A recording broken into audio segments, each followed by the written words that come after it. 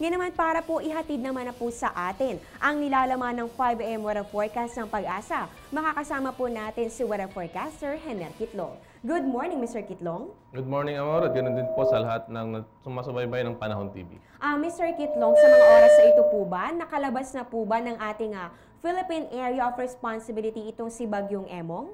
Opo, as of 2 AM ngayong umaga ay nasa borderline na po ito ng Philippine Area of Responsibility. Palabas na po ito ng Philippine Area of Responsibility. Ngayong araw nakalabas na po ito at patuloy na po ito papunta po ng Southern Japan.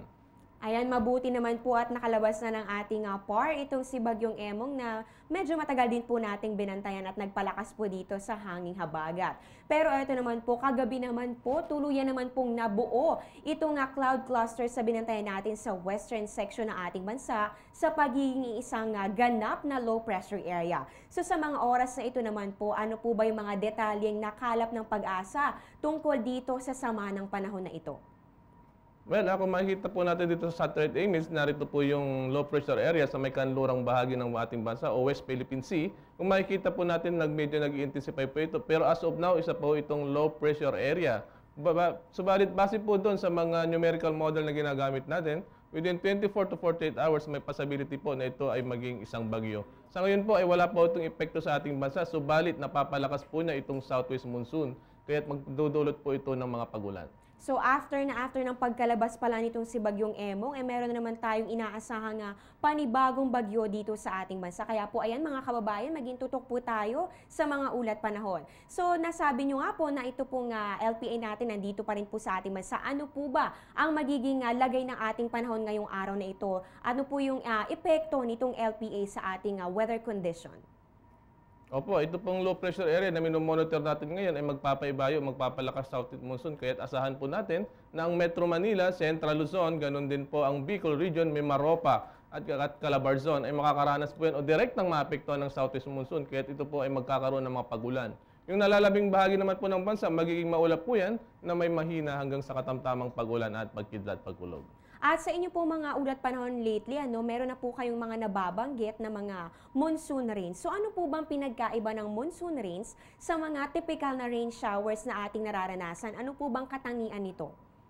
Well, kung ikukumpara po itong monsoon rains dito po sa mga may thunderstorm rain showers, ang thunderstorm rain showers po ay may kalakasan po ito. Subalit, sandali lamang to, kumbaga isang bagsak lamang to. Umaabot lamang po ito hanggang 30 to 1 hours. So, samantalang ito pong monsoon rains, ito po ay pwedeng mahina, katamtaman o kaya ay malakas.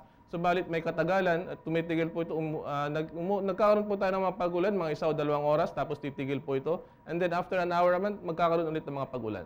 Okay, so ayan po pala ang pinagkaiba ng monsoon rains. Sa oras po na marinig po natin yan sa mga balita, alam na po natin kung ano po yung dapat nating asahan.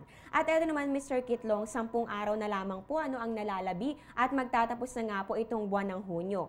So inaasahan po ba talaga natin na ganito na po kaulan talaga yung ating panahon sa mga natitirang araw ng Hunyo? Opo, kung makikita po natin yung sa ating satellite image, medyo may mga weather system na umiiral, gaya na po ng low pressure area. Ganun din po ang bagyo, kahit maasahan natin na bago matapos ang buwan ito, mas marami mga pag-ulan na maaari nating maranasan. Okay, so paghandaan po nating lahat yan, bumili na po tayo ng mga payong at anumang mga panangga sa ulan. At kung ikukumpara naman po natin, ito pong mga maulang panahon natin ngayon June 2013, compared po sa June 2012, mas maulan po ba ngayong taon ang buwan ng Hunyo natin? Well, kung ikukumpara po natin ang buwan ng Hunyo nung nakaraang 2012, nung pong nakaraang 2012, tatlo pong bagyo ang naranasan natin. Sa ngayon po, isa pa lamang pong bagyo, ito po ay ang bagyong si Emong.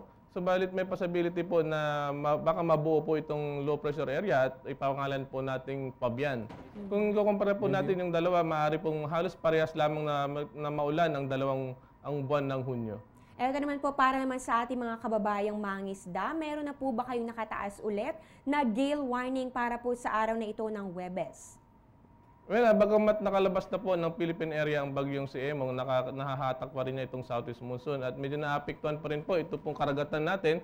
Kaya dito po sa Luzon, medyo mapanganib po ang maglakbay lalo na po sa mga maliliit na sasakyang pandagat. Okay, ayan, maraming salamat po Mr. Hener Kitlong sa ibahagi impormasyon tungkol sa lagay ng ating panahon. Ay, maraming salamat, Amor. At paalala po sa mga kabayan natin, meron po tayong minomonitor na low pressure area ngayon. Maging update po tayo, lagi po tayong nakatutok sa Panahon TV upang malaman natin kung ano ang magiging weather natin. Ayan nga po at natunghayan natin si Mr. Hener Kitlong na weather forecaster ng Pag-asa.